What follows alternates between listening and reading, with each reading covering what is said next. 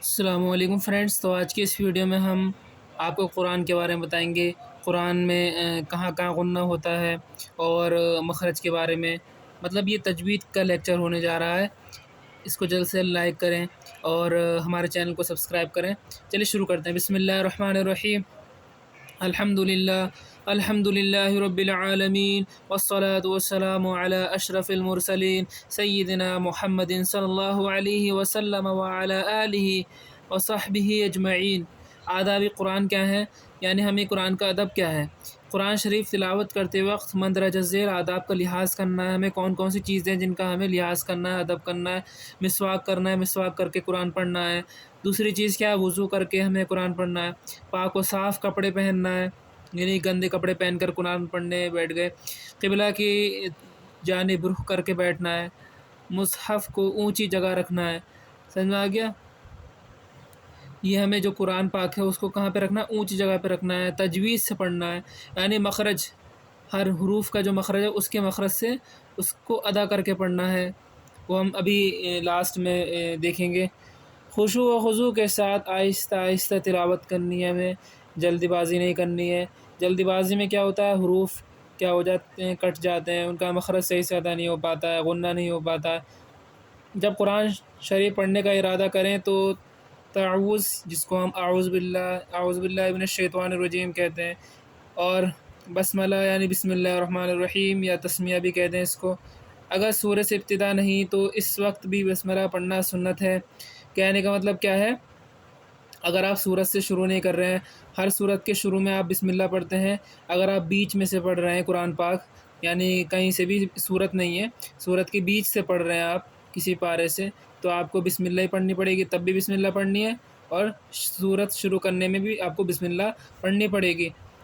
اس کے بعد یہ ہے کہ سورہ توبہ سے بھی تلاوت شروع کریں تو اعوذ باللہ بسم اللہ کہہ لیں۔ جب بھی ہم سورہ توبہ سے تلاوت کریں تو ہم کیا کہہ لیں؟ اعوذ باللہ بسم اللہ۔ کب؟ جب ہم 20 سے تلاوت کریں۔ شروع کی جو 3 آیتیں ہیں وہ آیت غضب ہیں، اس میں کیا کہتے ہیں، اس میں شروع میں بسم اللہ نہیں ہے، اسی وجہ سے ہمیں شروع میں بسم اللہ نہیں پڑھنی ہے، اعوذ باللہ پڑھ سکتے ہیں اگر ہم شروع کر رہے ہیں۔ سمجھ میں آ گیا؟ تلاوت کرنے کے درمیان سورہ برات آ گئی تو تسمیہ کی حاجت نہیں۔ سمجھ میں آ گیا؟ سورہ برات اگر آ گئی تو کس کی حاجت نہیں؟ تسمیہ کی حاجت نہیں۔ اس کو آپ دیکھ لیجئے گا قرآن پاک میں۔ اب نوی کیا ہے؟ بات چیت نہیں کرنا ہے۔ جیسے مان لیجیے کوئی قرآن پڑھ رہا ہے، بات میں بیچ میں بول گئے، پھر قرآن پڑھ لیا پھر بول گئے، یہ نہیں کرنا ہے، یہ ادب نہیں ہے۔ ٹھیک ہے؟ ادب کیا ہے قرآن کا؟ آپ قرآن پڑھیں، جب پورا قرآن مطلب ایک پارہ پڑھ لیں یا دو تین رکوع پڑھ لیں، اس کے بعد بول لیں، بیچ میں نہ بولیں۔ سجدے کی آیت پڑھیں تو سجدہ کرنا، رحمت کی آیت پڑھیں تو رحمت طلب کرنا، سزا کی آیت پڑھیں تو خدا سے پناہ چاہنا۔ تو ان سب کے آپ کو معنی پتہ ہونے چاہیے، کون کون سے جو ہے معنی ہیں۔ ٹھیک ہے؟ جیسے مان لیجیے آپ نے اگر سجدے کی آیت پڑھی تو آپ کو سجدہ کرنا پڑے گا، اگر آپ نے رحمت کی آیت پڑھی تو آپ کو اس رحمت کا طلب کرنا ہے، اگر آپ نے سزا کی آیت پڑھی جیسے جہنم، اس سے ریلیٹڈ، تو آپ کو خدا سے توبہ کرنی ہے، پناہ مانگنی ہے۔ بغیر وضو مصحف کو چھونا منع ہے، اگر آپ کے وضو نہیں ہے تو آپ چھو نہیں سکتے قرآن پاک کو۔ ہاں، کسی پاک کپڑے سے آپ چھو سکتے ہیں، اگر حافظ ہیں تو بغیر مصحف کو چھوئے پڑھ سکتا ہے۔ سمجھ آ گیا؟ صفحے کو، جو قرآن پاک کے صفحے ہوتے ہیں اس کو آپ بنا چھوئے پڑھ سکتے ہیں اگر آپ حافظ قرآن ہیں۔ اور اس میں ادب کے ساتھ قرآن پڑھنے سے دل پاک ہوگا، اطمینان حاصل ہوگا اور رحمت کے فرشتے نازل ہوں گے۔ اطمینان سے اگر آپ قرآن پڑھیں گے تو پہلی بات تو ادب ہوگا، اس کے بعد آپ کا دل پاک ہوگا، پھر اطمینان حاصل ہوگا، سکون حاصل ہوگا، اور رحمت کے جو فرشتے ہیں وہ نازل ہوں گے جو قرآن پاک پڑھ رہا ہوگا۔ اب یہ ختم قرآن کیا ہے؟ قرآن شریف پڑھنے کے بعد بھولنا حرام ہے، یعنی کسی شخص نے قرآن پاک پڑھا اس کے بعد بھول گیا تو وہ حرام ہے۔ اس لیے ہمیں چاہیے کہ قرآن شریف کی مسلسل ترتیب سے تلاوت کریں، اور ختم کرنے کے وقت والضحیٰ سے سب ہی صورتوں کی آخر میں لا الہ الا اللہ واللہ اکبر واللہ اکبر وللہ الحمد پڑھنا سنت ہے۔ کہنے کا مطلب کیا ہے؟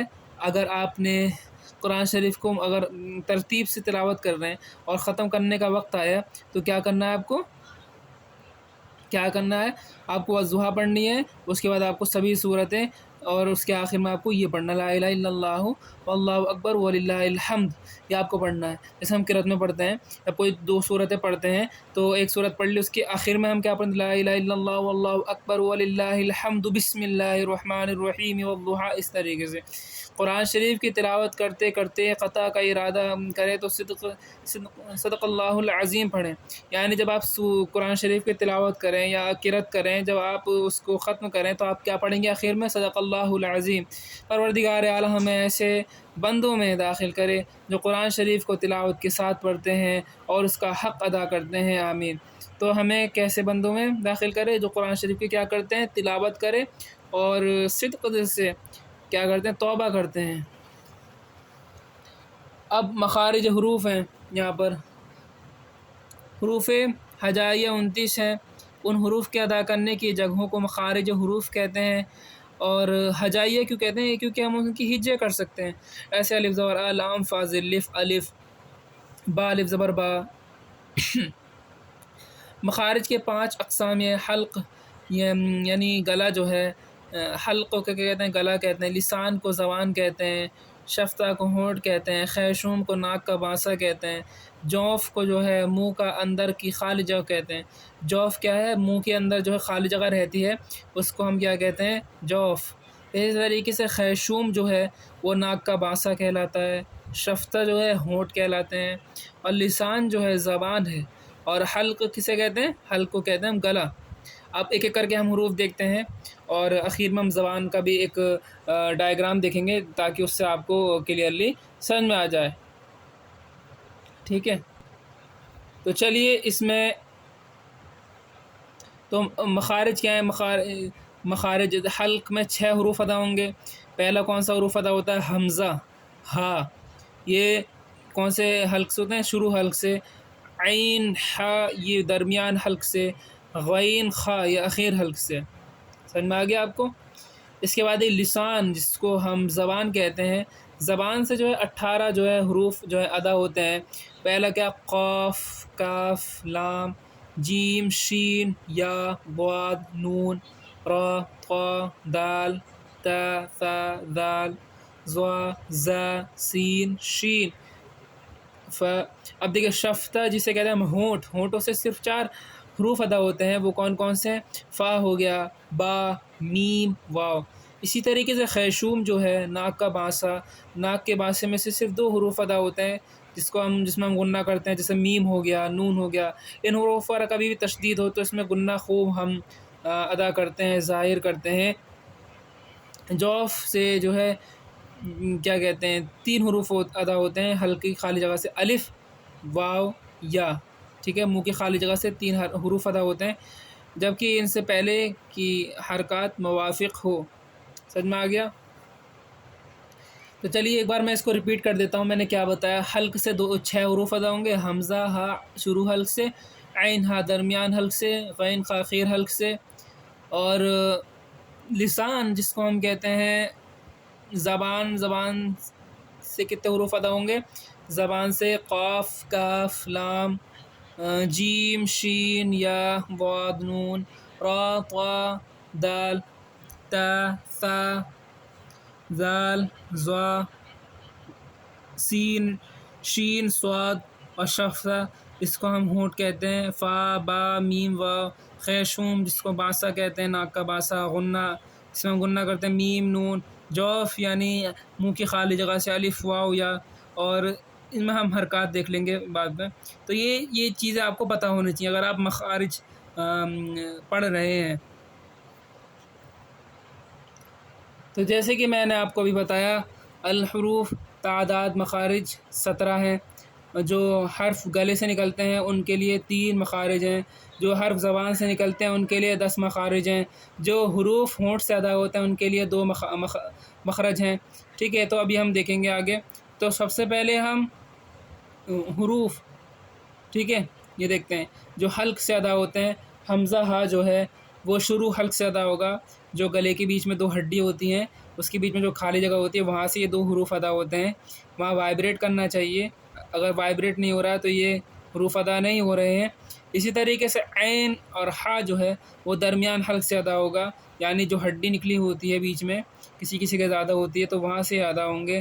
غین خا تو یہ زبان کی طرف جو ہوتا ہے اوپر والا حصہ وہاں سے ادا ہوں گے، غین خا۔ یہ اس کو ادا کرنے کی کوشش کریں، اگر ادا نہیں ہو رہے ہیں تو بار بار کوشش کریں۔ حروف لسان یعنی زبان سے ادا ہونے والے حروف کیا ہے؟ پہلا قاف ہے، اس کے اندر جڑ زبان تالو سے مل کر ادا ہوتا ہے۔ اگر جو تالوہ ہے جس کو ہم تالو کہتے ہیں، اگر یہ جو ہے اس سے کیا کہتے ہیں جڑ ہے زبان کی، اگر تالو سے مل جائے قاف ادا ہوگا، اور اگر اوپر کا حصہ ملے جو نوک ہے تالو سے تو کیا ہے کاف ادا ہوگا۔ اسی طریقے سے جیم شین یا زبان کا جو بیچ ہے اگر وہ تالو سے ملے تو وہاں سے جیم شین یا ادا ہوگا۔ اگر کنارہ جو ہے زبان کا یعنی جو زبان کے سائڈیں ہوتی ہیں اگر وہ داڑھ سے مل جائے تو وہاں پہ غاد ادا ہوتا ہے، آپ ادا کر کے بھی دیکھ سکتے ہیں۔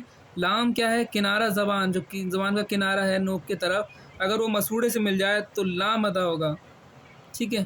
نون کب ہوگا؟ جب سرا زبان، جو زبان کا سرا ہے نوک کے اوپر، وہ جب تالو سے مل جائے گا تو وہاں سے جو ہے آپ کا نون ادا ہوگا۔ اور پشت زبان قریب سرا زبان، زبان کی جو پیٹھ ہے، پیٹھ سمجھ میں آ گیا، را یعنی پیچھے کی پیٹھ جو ہے، اور قریب سرا زبان اور سرا کے قریب والا حصہ جب تالو سے ملتا ہے تو وہاں سے را ادا ہوتا ہے۔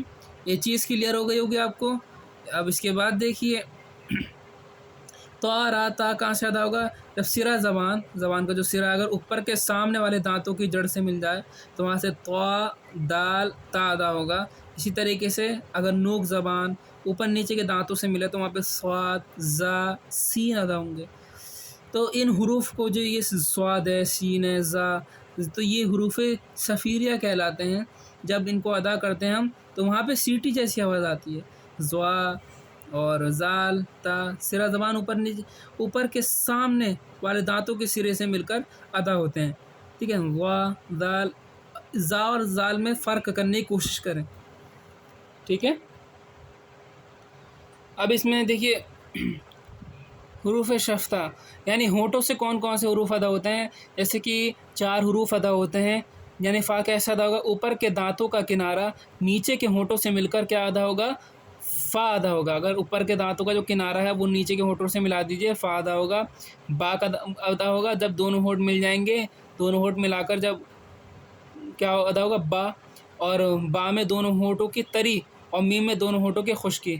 با کا ادا ہوگا جب دونوں ہونٹوں کے اندر کی جو تری ہے وہ ملا دیں، اور میم میں جب دونوں ہونٹوں کی خشکی جو باہر کا حصہ وہ ملا دیں، تب وہاں سے جو ہے میم ادا ہوگا۔ اور ادا کرتے وقت دونوں ہونٹ کچھ کھلے رہتے ہیں، یعنی با دونوں ہونٹ ملا کر اور جب کچھ کھلا ہو جائے بیچ میں تھوڑا سا، وہاں سے واو ادا ہوگا۔ حروف خیشوم یعنی غنہ کے حروف، یعنی 2 ہیں، میم ہو گیا، نون ہو گیا۔ حروف غنہ 2 ہیں، نون اور میم، دونوں حروف ساکن ہو یا مشدد ہو۔ مشدد کسے کہتے ہیں؟ یعنی ان حروف پر کیا ہو؟ تشدید ہو یا ان حروف کے اوپر جزم ہو، دونوں ہی صورتوں میں ان میں غنہ کریں گے، ٹھیک ہے۔ اس کے بہت سارے قواعد ہیں وہ ہم بتا دیں گے۔ یعنی ناک جو ہے، ناک کے بانا سے آواز نکالیں گے، حروف المد عمد یعنی حروف جوف، تو منہ کی خالی جگہ سے 3 حروف ادا ہوتے ہیں، حروف الف المد، الف لام میم دال، یعنی 3 حروف، یعنی یا الف واو، ٹھیک ہے۔ ان کو ہم کیا کہتے ہیں؟ حروف مد بھی کہتے ہیں۔ یہ میں نے غلط بول دیا، حروف مد ہے، ٹھیک ہے، المد نہیں ہے، حروف مدہ۔ یہ کہاں سے ادا ہوتا ہے؟ منہ کی خالی جگہ سے یہ حروف جو ہے ادا ہوتے ہیں۔ نون ساکین اور تنوین کے احکام کیا ہیں؟ اس پہ ڈیٹیل میں نے ویڈیو بنائی ہے وہ سارے، لیکن یہ 1 شاٹ ہے، اس میں آپ دیکھ لیجئے، کلیئرلی آپ کو سمجھ میں آ جائے گا۔ اظہار کسے کہتے ہیں؟ ظاہر کر کے پڑھنا، یعنی مخرج و صفت لازم کے ساتھ ادا کرنا۔ ادغام بغنہ یعنی غنہ کے ساتھ ادغام کرنا، یعنی ملانا، جب ہم کسی حروف میں ملائیں ادغام ہوگا۔ ادغام والے حروف پتہ آپ کو یرملون، یعنی یا را میم لام واو نون، یا را اور لام کو چھوڑ کے تمام میں کیا ہوگا؟ غنہ ہوگا۔ ادغام بلا غنہ، بغیر غنہ کے ادغام کرنا، یعنی بغیر غنہ کے، یعنی را اور لام آ جائے حروف نون ساکین تنوین کے بعد۔ اقلاب کہتے ہیں بدل دینا، نون ساکین اور تنوین کو با سے بدل دینا، ٹھیک ہے۔ سوری، اقلاب نون ساکین تنوین کو کس سے بدلنا؟ میم سے بدل کر پڑھنے کو ہم اقلاب کہتے ہیں۔ اور اخفا کیسے کہتے ہیں؟ نون ساکین اور تنوین کو پوشیدہ اور غنہ کے ساتھ ادا کرنے کو اخفا کہتے ہیں۔ حروف اخفا ہم بتائیں گے آپ کتنے ہوتے ہیں، یہ آپ دیکھ لیجئے گا مدنی قاعدہ کی پلے لسٹ میں جا کر، ٹھیک ہے۔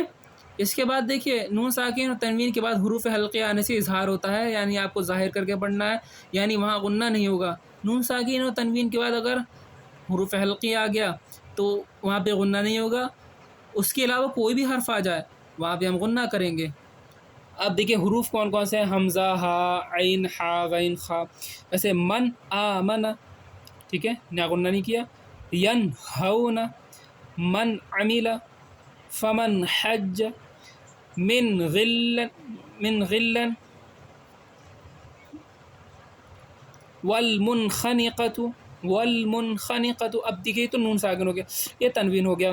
تنوین میں کس طریقے سے، رسول امین، غنہ کیا کہیں، یہ جو ہے یہ حمزہ ہے۔ کسی بھی الف پر اگر الف پر کوئی بھی حرکت آ جائے تو وہ الف نہیں رہتا، کیا ہو جاتا ہے، حمزہ ہو جاتا ہے۔ سلام ہی، سمیع علیم، عزیز حکیم۔ اس کے بعد دیکھیے غین میں کیا ہے، من غل، یہ تو بتا دیا، علیم غفور، علیم خبیر۔ تو یہ دیکھا آپ نے کہ یہ نون ساکن ہے اور یہ تنوین ہے، 2 زبر 2 زیر 2 پیش کو ہم تنوین کہتے ہیں۔ ان کے بعد دیکھیے حمزہ آ گیا، ہا آ گیا، عین، ہا، غین، خا، تو اس میں ہم نے غنہ نہیں کیا، ٹھیک ہے۔ تو یہ قاعدہ سمجھ لیجئے، یہاں پہ ہم کیا کر رہے ہیں، اظہار کر رہے ہیں، یعنی ظاہر کر کے پڑھ رہے ہیں۔ اب یہاں پہ ادغام بلا غنہ کیا ہے، نون ساکن اور تنوین کے بعد جو ہے حروف ینمو، یعنی یا، را، میم، لام، واو، نون میں سے را اور لام کو ہٹا دیجئے تو اس میں دیکھیے یہ بن گیا۔ اگر اس میں سے کوئی حرف آ جاتا ہے تو اس میں ہم کیا کریں گے، غنہ کریں گے، جیسے یا آ گیا، نون آ گیا، میم آ گیا، واو آ گیا، یہ ارملون سے آپ کو اچھا یاد رہے گا۔ تو یہاں پہ دیکھیے کیسے پڑھیں گے، وَمَن يَعْمَلْ فَذَكِّرْ إِن نَّفَعَتِ مِن مَّاءٍ عَن وَالِدِهِ۔ اسی طریقے سے تنوین میں ہم کیا کریں گے، وجوہ یومئذ ناعمۃ۔ اسی طریقے سے یہاں پہ تنوین کے بعد یہاں پر میم آ گیا، میم یعنی اس میں یرملون میں سے، تو قول معروف امۃ واحدۃ۔ اب لیکن اس میں ایک چیز دھیان رکھیے، یہاں کیا ہے، لیکن اوپر بتایا حروف اور نون ساکن ایک کلمے میں جمع ہو جائیں تو اس وقت اظہار ہوگا۔ کیا مطلب، اگر یہی چیز نون ساکن اور یہ جو یا ہے، نون ہے، میم ہے، واو اگر ایک ہی کلمے میں آ جائے تو وہاں پر اظہار ہوگا۔ اظہار یعنی ظاہر کر کے پڑھیں گے، غنہ نہیں کریں گے۔ اب دیکھیے کیا ہے، ادغام اور غنہ نہ ہوگا، جیسے قنوان، سنوان، بنیان، دنیا۔ تو یہاں پر نون ساکن کے بعد واو آ گیا، یا آ گیا، ٹھیک ہے، تو یہاں پر ہم غنہ نہیں کر رہے ہیں۔ تو یہاں سے کیا پتہ لگا، اگر ایک ہی کلمے میں ہو تو غنہ نہیں کریں گے، اگر دوسرے کلمے میں ہے تو ہم غنہ کر کے پڑھیں گے۔ اب ادغام بلا غنہ، یہ با غنہ تھا، یہ بلا غنہ ہے، یہاں ہم غنہ کر کے نہیں پڑھیں گے۔ تو لام اور را آ جائے اگر نون ساکن یا تنوین کے بعد تو وہاں پہ غنہ نہیں کریں گے، جیسے لام آ گیا، جیسے من لدنہ، را آ گیا تو من ربہم، سمجھ میں آ گیا، اس طریقے سے نہیں پڑھیں گے۔ تنوین، اگر تنوین کے کیس میں کس طریقے سے پڑھیں گے، ویل لکل ہمزۃ، یہ غلط لکھا ہے، ویل لکل ہمزۃ محمد الرسول اللہ، لیکن قیل من، راق میں سکتہ کی وجہ سے اظہار ہوگا یہاں پہ دیکھیے، قیل من راق، تو یہاں پہ کیا ہوگا، اظہار ہوگا، سمجھ میں آ گیا۔ اقلاب میں دیکھیے، اقلاب کا مطلب یعنی آپ جو تنوین کے بعد با آئے تو نون ساکن، اس میں کیا کرنا ہے آپ کو، نون ساکن اور تنوین کے بعد با آئے تو نون ساکن کو میم سے بدل دیں گے، ایسے اس میں جو نون ساکن یا تنوین ہے اس کو میم سے بدل دیں گے، جیسے انبئہم تھا تو ہم اس کو کیا پڑھیں گے، نون ساکن کے بعد با آ گیا، انبئہم۔ اب یہاں پہ اسی طریقے سے نون ساکن کے بعد با آ گیا، کلا لینبذن، اسی طریقے سے یہاں دیکھیے با آ گیا، مشاء بنمیم کرام بررۃ، سمجھ میں آ گیا۔ تو یہ آپ دھیان رکھیں، اگر کوئی بھی چیز سمجھ میں نہ آئی ہو تو آپ کمنٹ کر کے پوچھ سکتے ہیں، یہ آپ کو بہت آسانی سے میں بتا رہا ہوں، اس میں کوئی بھی پریشانی والی بات نہیں ہے، سب آسان ہے۔ اب اخفا کسے کہتے ہیں؟ اخفا والے حروف 14 حروف ہوتے ہیں. تو دیکھیے، تو اس میں دیکھیے مندرجہ ذیل بالحرف اخفا ہیں. ان میں سے نون ساکن و تنوین کے بعد کوئی حروف آئے تو وہاں اخفا ہوگا یا ناک میں آواز کو روک کے پڑھیں گے. تا والے بتائیں گے، ثا، جیم، دال، زال. پہلے تا والا سن لیجیے، نون ساکن. فَأَنْتَ لَهُ تَصَدَّى تنوین میں عَدْنٍ تَجْرِي. ثا میں فَأَمَّا مَنْ ثَقُلَتْ تنوین میں قَوْلًا ثَقِيلًا. جیم میں أَنْ جَاءَكُمْ اور تنوین میں حُبًّا جَمًّا. اور دال میں دیکھیے کس طریقے سے پڑھیں گے، عِنْدَكُمْ عِنْدَ رَبَّكُمْ قِنْوَانٌ دَانِيَةٌ. ذال میں پڑھیں گے مَنْ ذَا الَّذِي صِرَاعًا ذَلِكَ. زا میں فَإِنْ زَلَلْتُمْ تنوین میں دیکھیے کس طریقے سے پڑھیں گے، نَفْسًا زَكِيَّةً. سین میں مِنْ سِجِّيلٍ قَوْلًا سَدِيدًا. شین میں دیکھیے فَمَنْ شَاءَ ذَكَرَهُ لِنَفْسٍ شَيْئًا. سواد میں دیکھیے، سواد میں پڑھیں گے أَنْ صَدُّوكُمْ رِيحًا صَرْصَرًا. غاد میں إِنْ ضَلَلْتُمْ قَوْمًا ضَالِّينَ. طا میں مِنْ طِينٍ كَشَجَرَةٍ طَيِّبَةٍ. زوا میں يَنْظُرُونَ ظِلًّا ظَلِيلًا.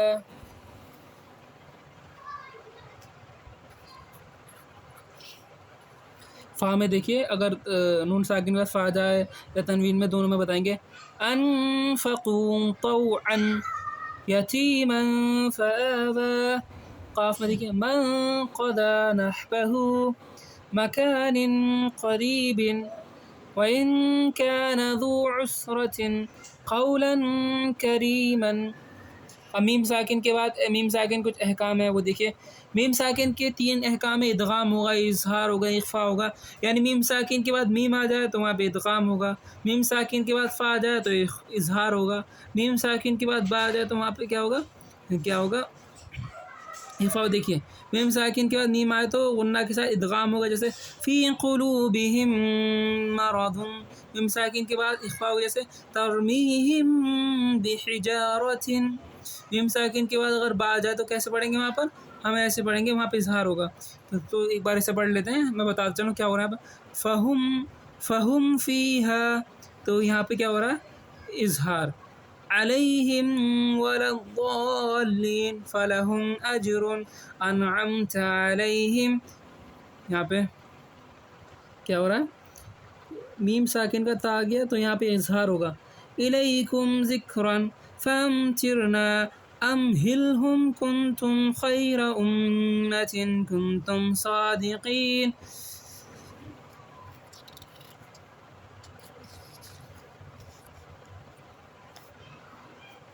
اب زبر کو جو ہے لمبا کرنے سے، الف اور زبر کو لمبا کرنے سے یا اور پیش کو لمبا کرنے سے واو پیدا ہوتا ہے.